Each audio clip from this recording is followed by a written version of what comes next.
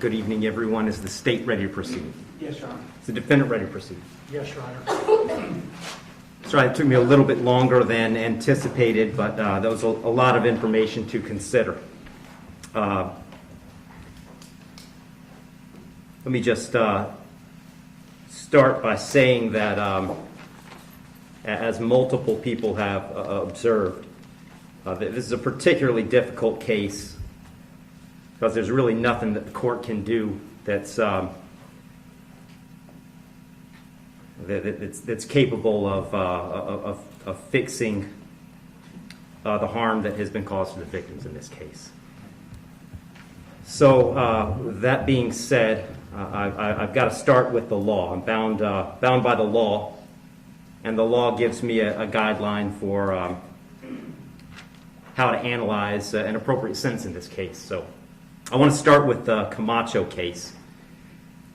It's really the first thing I need to address is whether or not the court's going to depart from the minimum in this case, which is 222 months or approximately 18 and a half years in the Florida State Prison as a minimum. The Camacho case, as Mr. Fitzgibbons pointed out and argued, lays out really a three-factor test. Is there a valid legal basis for departure? Is there competent substantial evidence that the facts support an application? Or do the facts apply to the departure basis that is being asserted? To both of those questions, I answer those yes. There is a valid legal basis for departure, and there is competent substantial evidence that would support a departure. And really, I'd find that as to all of the departure bases argued, with the exception of the disparity argument.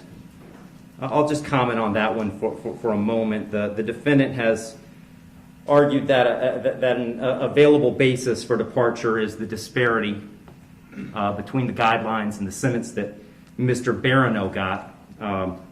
I don't agree with that. I agree that disparity could potentially be an available legal basis for departure. But in this case, I don't think it applies because I do think that there are important substantive differences between the facts as applied to Mr. Barano and the facts as applied to Mr. Herren. The state's put those on the record. I won't elaborate on it too much other than to say I think that the difference, the age of majority for Mr. Herren is one of those.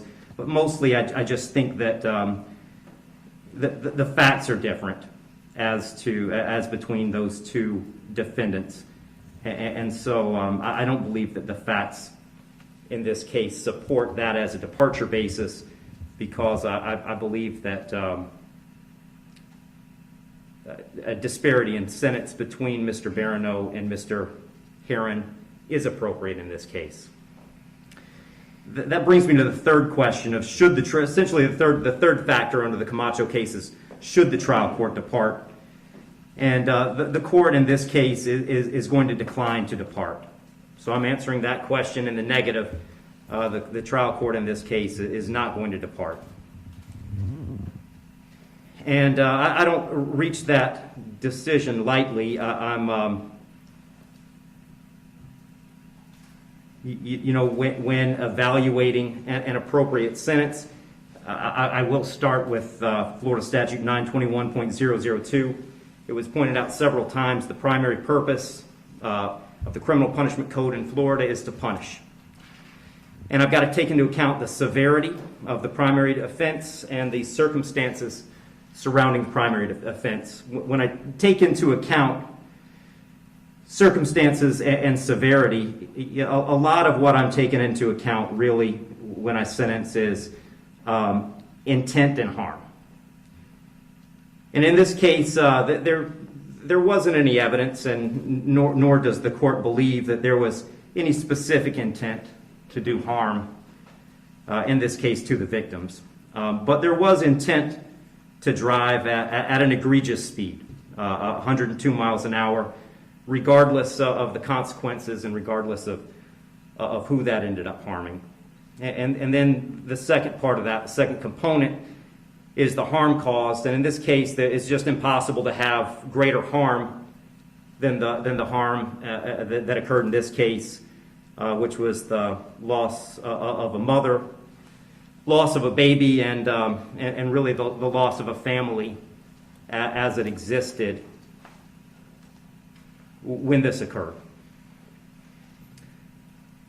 I did consider, I also want to make a record, I did consider sentencing Mr. Herren as a youthful offender, but for the same reasons that I'm discussing, I didn't think sentencing him as a youthful offender was appropriate. I agree that youthful offender was something that the court could have done. I did consider it. I carefully considered it. But the court just found that due to the serious nature of these offenses, the extreme nature of the conduct, and again, the level of harm, that a youthful offender sentence was not appropriate. So given that the court is not departing, the guidelines call for a sentence of essentially 18 and a half years at a minimum and 30 years as a maximum. And the court doesn't find that either the minimum or the maximum is appropriate in this case. I've said it several times, the serious nature of the offense, egregious nature of the conduct, and mostly the harm that's been caused prevent me from putting this as a bottom of the guidelines minimum case.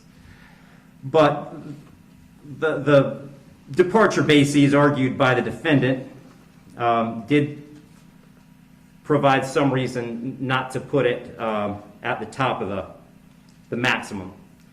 And specifically, the court did take into account that the defendant's 18, certainly responsible for his actions, and he's being held accountable for his actions.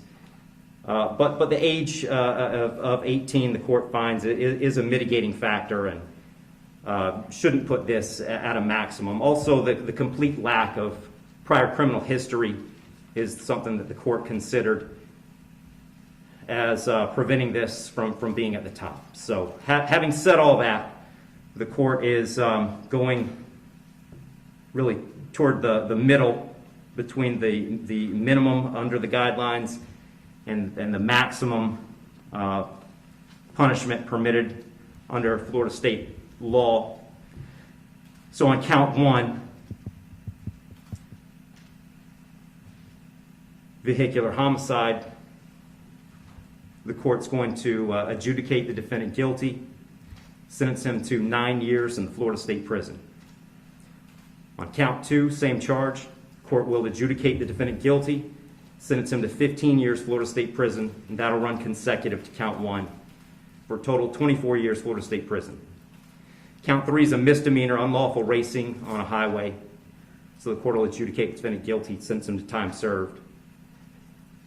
Give credit for time served, I believe, 2 days. Court will impose mandatory court costs. Mr. Herren, you have given up the right to appeal the determination of your guilt or innocence. You do have 30 days to appeal the sentence of the court. And I'll direct the bailiffs to take Mr. Herren into custody.